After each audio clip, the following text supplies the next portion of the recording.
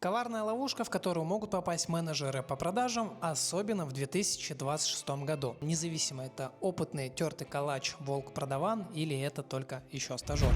Ловушка эта называется эффект просящих глаз. Это та самая ситуация, когда менеджер невербально показывает клиенту, что он очень заинтересован именно в этой сделке.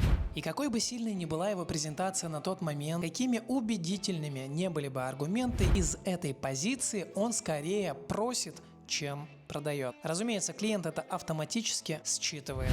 Клиент берет паузу, тянет время, ездит менеджеру по ушам и как следствие отказывает. Независимо от того, может быть ты тертый калач-продаван с большим опытом работы, прямо волк, или ты только начинаешь в принципе продавать, вспомни то самое простое правило. Не показывай клиенту, что тебе эта сделка нужна больше, чем клиенту нужен твой продукт, даже если ты продаешь в 2026 году.